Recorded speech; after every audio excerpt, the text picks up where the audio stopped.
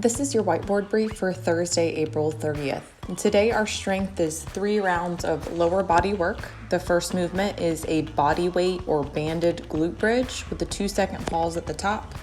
The second movement is a front foot elevated split squat, 10 on each side. And the third movement is the death march, 20 reps. Our Metcon is a benchmark for our gym. It's called Kiss the Sky. Most of you guys have done this one before. It's 3 rounds for time as fast as possible of 12 burpees and 12 dumbbell front squats.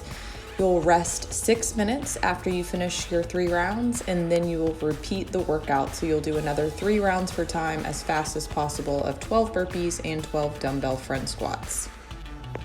We're gonna finish today with a 3-minute AMRAP of cook squats. Take these nice and slow today. Okay guys, our strength today is gonna be 3 rounds of lower body work. Our first movement will be a glute bridge. These are gonna be body weight or with a mini band today. You have 20 reps and you're gonna pause for 2 seconds at the top of the movement. Next foot is going to be a front foot elevated split squat. You'll do 10 on each side and you'll get through all 10 reps on one side before switching to the other. And then we have the death marches, 20 reps there. So let me demonstrate the movements, tell you what we're looking for today. So for our glute bridge, like I mentioned before, you guys can do whatever version where you feel this more in the glutes. So for some of you, this may be keeping your feet at hip width apart with toes forward. Others, it may be going a little bit wider and letting your toes slightly point out, like we would differentiate between a normal deadlift or traditional deadlift and a sumo deadlift. So I'm going to demonstrate with my feet hip width apart, toes forward. I don't want to be don't want to have my legs too far out because then that's going to be felt more in the hamstrings instead of the glutes. Okay, so I'm going to scoop my feet in a little bit. I'm going to lay back on the ground. And my goal as I go through these is to get to full hip extension, really focusing on squeezing my glutes and keeping my feet planted. And you can almost think of gripping the ground with your feet as well, like you would with a squat. So we have 20 reps with the 2-second pause at the top. As I press my hips up, I'm also thinking about driving my knees out over my toes.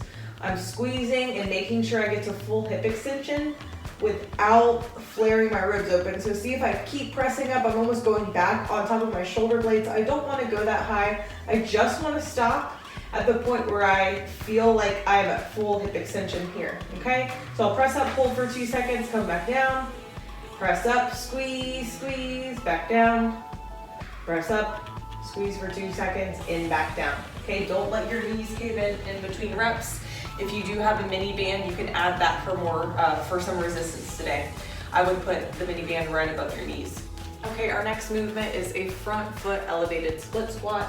So what the elevation of the front foot is going to do is to allow us to get deeper range of motion in our quads, hamstrings, glutes, and deeper hip flexion.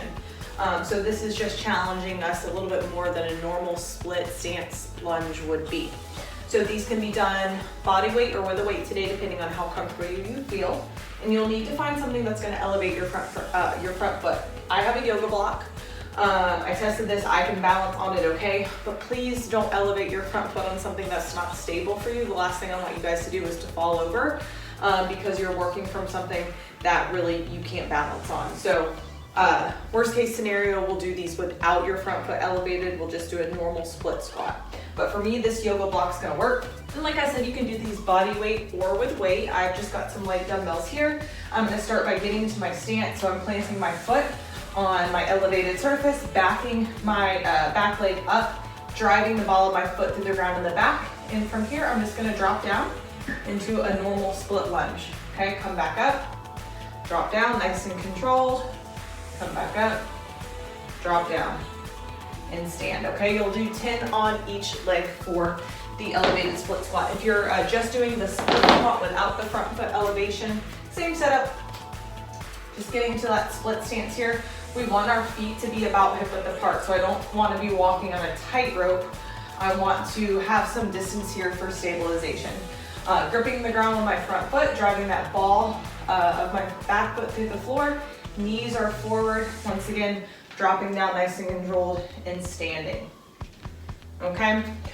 Last movement is a death march. These are, or should kind of feel similar to a single leg RDL, except that both of our feet are gonna stay on the ground as we walk through and do these. This is gonna isolate the hamstring on the front leg, okay? So I'm gonna show you guys just a few reps, just body weight without any weight. And then I'll show you guys with a kettlebell and some dumbbells. Okay, so what it's gonna look like is taking a narrow step forward. Okay, don't have much distance in between both feet. And I'm gonna drive the ball of my foot through the background, slight bend in my front knee, going down with a nice flat back, shoulder blades engaged, and stand, okay? Other foot comes forward, slight bend in the front leg, really isolating the hamstring, and stand, okay? So now we're going to ideally add weight. For this today, you guys can use a kettlebell, 1 dumbbell, or 2 dumbbells, or 2 kettlebells. I'm gonna demonstrate with 1 kettlebell in both of my hands. I'll show you guys a few reps from the side.